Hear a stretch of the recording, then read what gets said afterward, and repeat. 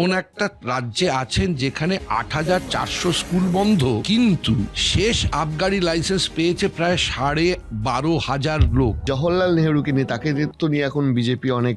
नेहरू जी और इंदिरा जी की सोच क्या थी? জওহরলাল নেহরুর অবদানটা নিয়ে আপনার কি মনে হয়? একজন পলিটিশিয়ান যা যা করতে পারে to retain in the seat, তাই করেছেন। স্বাধীনতার পরবর্তী ভারতে বামপন্থীদের কন্ট্রিবিউশন কি? স্বাধীনোত্তর ভারতে বামপন্থীদের কন্ট্রিবিউশন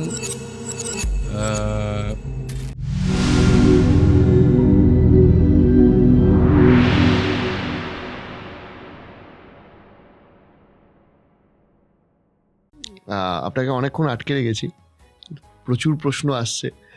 একটা জিনিস জিজ্ঞেস করছি, যে এই যে জওহরলাল নেহরুকে নিয়ে, তাকে তো নিয়ে এখন বিজেপি অনেক রকমের তার নেগেটিভ দিক তুলে ধরছে, আবার কংগ্রেসের মতে তিনি আধুনিক ভারতের কাণ্ডারি ইত্যাদি ইত্যাদি। জওহরলাল নেহরুর অবদানটা নিয়ে আপনার কি মনে হয় একজন সচেতন নাগরিক হিসেবে আজকের আধুনিক ভারতবর্ষে? ওনার যা রাজনৈতিক জ্ঞান, বিখ্যা বলতে যা বোঝায়, একজন মানুষের বিখ্যা মানে সবটা মিলিয়ে, সেই বিখ্যা অনুযায়ী উনি ঘাড়ের কাছে চোখের সামনে ৭,০০০ বছরে যা হয়নি মানুষের ইতিহাসে, সেইটা হতে দেখছেন। অর্থাৎ সোভিয়েত ইউনিয়ন, যে একটা দেশে ৯৫% মানুষ তারা সমান, তাদের খাদ্য, বস্ত্র, অন্ন, চিকিৎসা, কর্মসংস্থান এবং সংস্কৃতি ৯৫% মানুষ একই রকম পায়। এবং যে দেশটা সামোভারের দেশ ছিল, সবচেয়ে পিছিয়ে পড়া একটা দেশ ছিল, সেই দেশটা উনি যখন প্রধানমন্ত্রিত্ব হাতে নিচ্ছেন, একটা বিশ্বযুদ্ধ জয় করে ফেলেছে ২ কোটি মানুষকে হারিয়ে।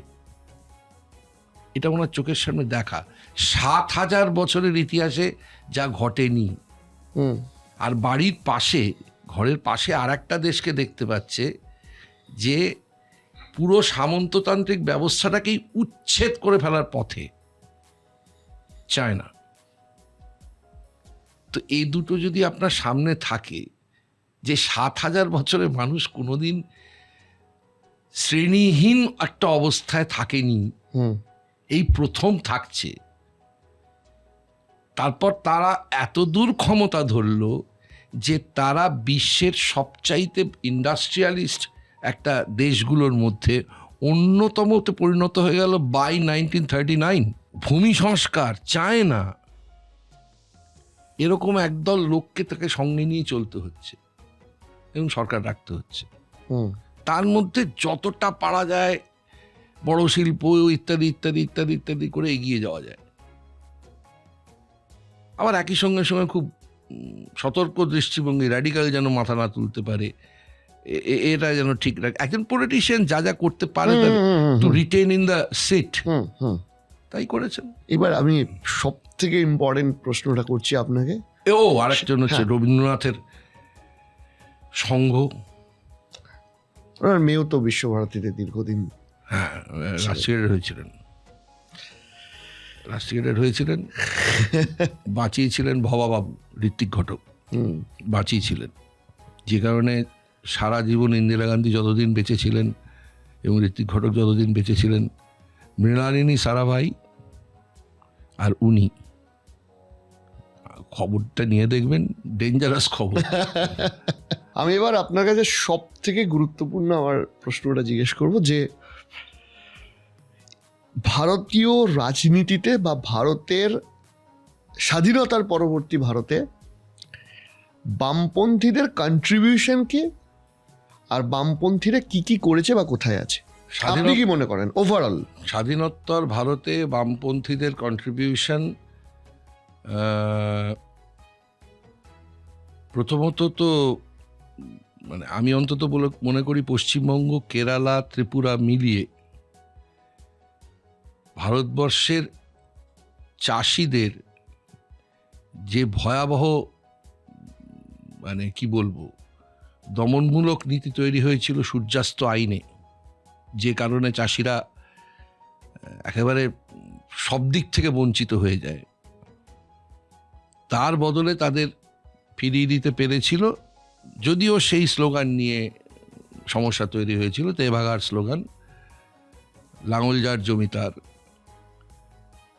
কিন্তু পরবর্তীতে ক্ষমতায় এসে এই যে ভূমি বন্টনটা হতে পেরেছিল, জমিদারদের হাত থেকে বার করে নিয়ে এসে সাধারণ যারা কৃষক, আর মজার কথা হচ্ছে এই একর একর জমি, এই যে আমরা কলকাতা শহরে এত কি দক্ষিণ কলকাতা কি উত্তর কলকাতায় যারা খুব উঁচু মহলওয়ালা বাড়িগুলো দেখি, এদের একটা লোক তো চাষ করতে যায়নি, বা নীলকরদের অত্যাচারের সময় গিয়ে তো দাঁড়ায়নি। কিন্তু এদের পাট বলুন, ধান বলুন, এসবের নুন বলুন, এই সবের টাকায় তৈরি এই সমস্ত বাড়িগুলো। এবং এদের এই পায়রা ওড়ানো, বিড়ালের বিয়ে দেওয়া, তাতে লাখ টাকা খরচা করা, ইত্যাদি ইত্যাদি, সব হচ্ছে এই চাষিদের রক্তের ফল, রক্ত। এবং যেটা রবীন্দ্রনাথ ঠাকুর বুঝেছিলেন, যে কারণের জন্য রবীন্দ্রনাথ ঠাকুর মাঝখানে গিয়ে বসতে পেরেছিলেন। আমি আমার জ্ঞান বুদ্ধি অনুযায়ী আমি 69 সাল থেকে কলকাতা শহর দেখেছি, পশ্চিমবাংলা দেখেছি, 77 পরবর্তী অবস্থায় দেখেছি, 95 পরবর্তী অবস্থাতেও দেখেছি। সুতরাং তারপর তো ছেড়ে 2001 মানে 2007, 8, 9, 10 কি হয়েছে সে তো জানি। বামপন্থীদের কন্ট্রিবিউশন যাবতীয় বিজ্ঞান প্রসারে, যাবতীয় পরিকল্পনাতে, যাতে মানুষের জীবনের উন্নতি হতে পারে। এই যে ধরে নিন সমপরিমাণ এমপি এবং রাজ্যসভার এমপিকে নিয়ে মাননীয় মমতা ব্যানার্জির দল তৃণমূল কংগ্রেস তো বসে আছে, 15 বছর ধরে বামেরাও বসেছিল। এই কুখ্যাত বিলগুলোকে তখনও পাস করাবার চেষ্টা করা হয়েছিল, কংগ্রেস গভর্নমেন্ট করার চেষ্টা করেছিল, ওরা তো পাস করাতে দেয়নি, অ্যামেন্ডমেন্ট চেয়েছে, বলেছে অ্যামেন্ড করতে হবে, বিল নিয়ে আসুন, অ্যামেন্ড করতে হবে, দায়িত্ব নিতে হবে। আপনি দুম করে একটা ইন্স্যুরেন্স কোম্পানিকে বললেন আপনি 80% নিয়ে নিন, সে তার নিজের ইচ্ছা মতন দরদাম করতে আরম্ভ করলো, সেই অনুযায়ী হাসপাতালগুলোতে সেইভাবে রুগীকে টাকা দিতে হবে। আজকে যেটা হচ্ছে গভর্নমেন্ট স্কুল বন্ধ হয়ে যাওয়া, বা চিকিৎসা ক্ষেত্রে খরচা অনেক বেড়ে গেছে। এমন একটা রাজ্যে আছেন যেখানে 8400 স্কুল বন্ধ, কিন্তু শেষ আবগারি লাইসেন্স পেয়েছে প্রায় 12,500 লোক। প্রচুর মল হচ্ছে, আর হাসপাতালে তো আর বলতে হবে না, ওটা নতুন করে আমার আর বলার দরকার নেই।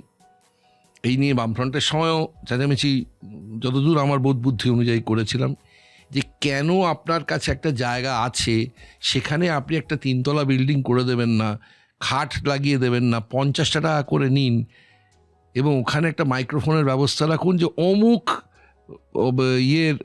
বেডে অমুক রয়েছেন আপনারা। কেন রাস্তায় লোকগুলোকে পড়ে থাকতে হবে?